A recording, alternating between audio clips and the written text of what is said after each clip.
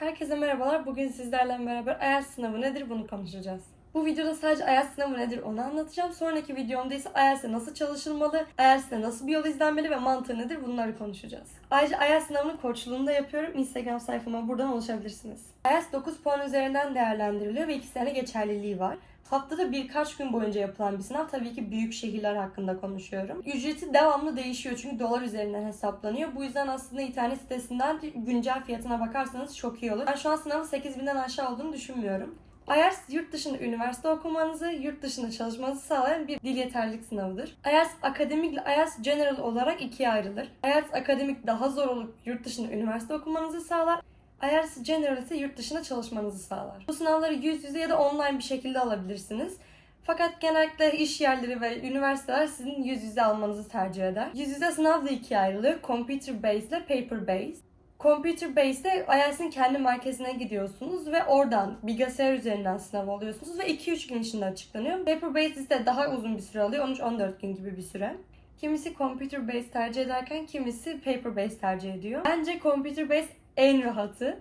Hani şunu söyleyebilirim, ben PDF üzerinden çalıştım, çıktılar üzerinden. Ben de çok stresliydim, hani computer üzerinden gireceğim ama kağıttan çalışıyorum, ne yapmalıyım gibisinden çok arada kalmıştım. Son 15-20 gün kala sınava bilgisayar üzerinden çalışmaya başladım. İlk başlarda zorlandım, o yüzden hani siz daha erken geçebilirsiniz eğer vaktiniz varsa. Sonrasında bilgisayar üzerine geçtikten sonra da bilgisayara alıştım ve şunu söyleyebilirim, IELTS merkezindeki computer based sınavın analizi o kadar rahat ki çok kolaydı. Hani asla benim internette çalıştıklarım gibi değildi. Arayüzünü çok kolay ve çok güzel bir şekilde yazmışlar.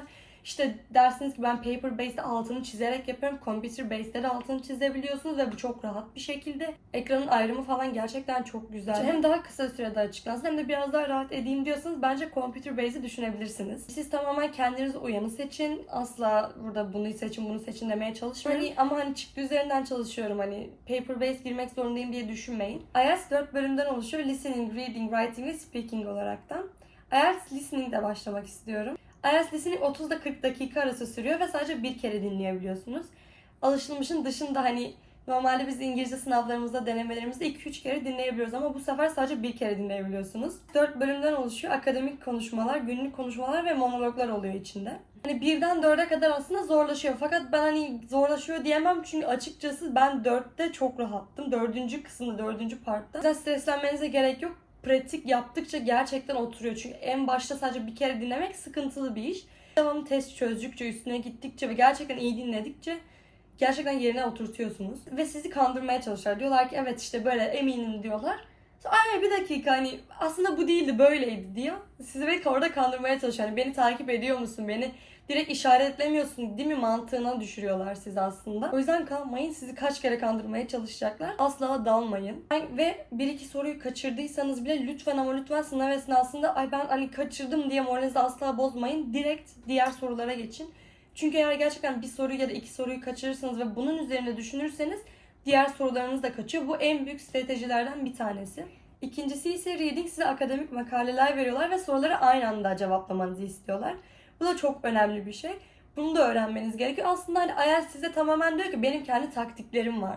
Hani ben dil yeterlilik ölçen bir sınavım evet ama sizin benim kendi taktiklerimi uygulamanız gerekiyor diyor. Aynı anda doğru yanlış yaparken aynı anda işte işaretlemeyi yapmanız gerekiyor gibisinden. Bunları da internetten videolarını izleyebilirsiniz. Yani IELTS reading nasıl yapılır? Orada biraz size taktiklerini söylerler. Sonra bunu kendi testinizde yapmaya çalışın. 3 bölümden oluşuyor. Yani soruları aynı anda yetiştirmeye çalışıyorsunuz. 1 saatiniz var. IELTS General Reading'i ise hani daha günlük hayat metinleri. Çünkü akademik her zaman daha zor. Çünkü üniversitede okumak için bu sınava giriyorsunuz ve aslında hani mantığını anlamanız lazım. Hani şöyle söyleyebilirim. Benim şu an yaptığım readinglerle IELTS akademikteki yaptığım readingler arasında çok bir fark yok. IELTS akademik siz gerçekten üniversiteye hazırlıyor. O yüzden IELTS General daha kolay kaçıyor. Ama o da yurt dışında çalışmanız için. Evet şimdi herkesin korktuğu Writing'e geldik. Writing 2 bölümden oluşuyor. Birinci bölümde sizden grafik ve tablo yorumlamanızı isterken ikincisinde ise sizden paragraf yazmanızı istiyorlar. Hani katılıyor musun, katılmıyor musun? Kendi fikirlerini sun. İşte bu problemi sonuçlarını açıkla. İşte bu problemi çöz gibisinden gerçekten paragraf yazmanızı istiyorlar. Birinci grafik yorumlama kısmında minimum 150 kelime yazabiliyorsunuz. İkinci gerçekten paragraf yazma kısmında ise minimum 250 kelime yazmak. IELTS az çok bilenler bilir. Hani birinci kısımda grafiklerden diyagram az çıkıyor diyorlar. Fakat ben son zamanlarda diyagramın çok arttığını düşünüyorum. Çünkü ben de sınava girdiğimde bende de diyagram çıkmıştı ve ben de şu an IELTS sınavının koçluğunu yapan birisi olarak öğrencilerimden devamlı diyagram çıktığı haberini alıyorum. Bu yüzden diyagrama es geçmeyin. IELTS General ise mektupla essay yazmanızı istiyorlar. Yani writing'de aslında paragrafa nasıl başlanır, nasıl bitirilir, sonraki açıklama yaparken hangi kelimeleri kullanmalıyım çok önemli. Ve gerçekten bakın bunu çoğu kişi söylemiyor. Noktalama işaretlerine iyi çalışın. Aslında çok farklı bir mantığı var bizim noktalama işaretlerimizden. O yüzden gerçekten noktalama işaretlerine çalışın. Sizin puanınız gerçekten çok iyi etkiler. Günlük okumalar yapın. İşte IELTS'ten yüksek puan almış writing'leri okuyun. Kendinizinkiyle karşılaştırın. En sonuncusu ise speaking. Speaking 11 ile 14 dakika arası sürüyor. Online bir şekilde de girebilirsiniz. Yüzde bir şekilde de girebilirsiniz. Tabii bu online şekilde derken IELTS'in kendi merkezinde bilgisayar üzerinden bir öğretmenle, bir IELTS yetkilisiyle konuşuyorsunuz. 3 bölümden oluşuyor. Birinci bölüm size hani daha çok günlük konuşmalar, genel sorular soruluyor. Bana hometown'un nasıl, neleri daha iyi, nelerini sevmiyorsun gibisinden sorular soruyorlardı. Ben açıkçası çok stresli bir insanım ve bu yüzden yüz yüze IELTS seçmek yerine kendi merkezinde bilgisayardan konuşmayı seçtim. Tamamen hangisinde daha rahatsanız, beni özel bir odaya aldılar. Bilgisayar üzerinden konuştum. İkinci kısımda ise size bir kart veriyorlar ve 2 dakika boyunca aralıksız konuşmanızı istiyorlar. O karttaki soruların hepsine teker teker de cevap da vermeniz gerekiyor. Üçüncü kısımda ise daha bilimsel sorular soruyorlar.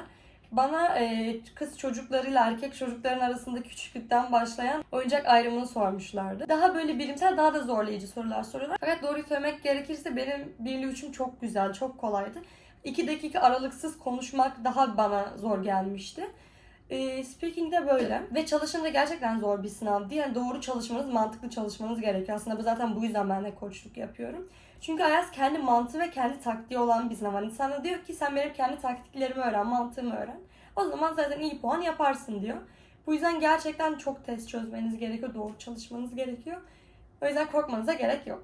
Evet, size IELTS sınavı nedir onu anlattım.